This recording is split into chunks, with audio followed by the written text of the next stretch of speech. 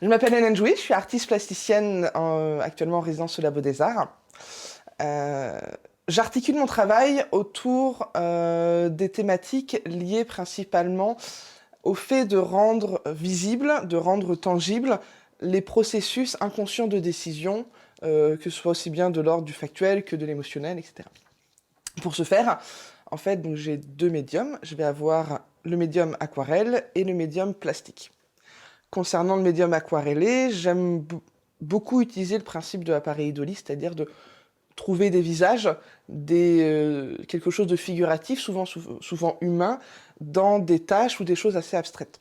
Pour ce faire, je vais mettre de l'eau en fait sur une feuille que je vais colorer avec de l'encre qui sert normalement à faire des tatouages.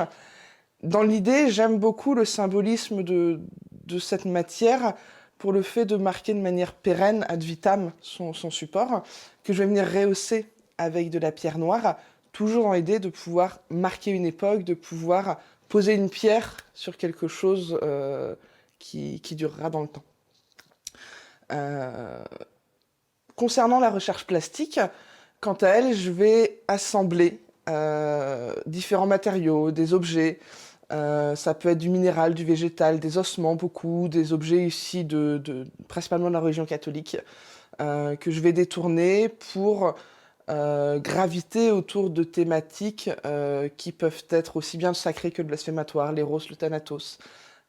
Essayer de créer ce que je vais appeler des familiers, c'est un petit peu des totems, ce sont des guides, presque des créatures mythologiques qui vont incarner une thématique, une émotion. En tout cas, la chose que je vais avoir besoin de travailler sur le moment. Tous ces totems, tous ces familiers réunis, créent une grande famille qui ont chacun leurs caractéristiques, leur propre personnalité. Et quelque chose qui m'intéresse beaucoup, c'est l'axe de recherche principal que j'ai actuellement, ça va être finalement, dans le processus de création de ces familiers, le fait qu'ils apparaissent, qu'ils deviennent presque vivants pour moi, de par une absence, de par un manque, et donc ils sont finalement le cénotaphe d'eux-mêmes, c'est-à-dire qu'ils sont le cercueil vide de ce qu'ils sont censés incarner. Voilà.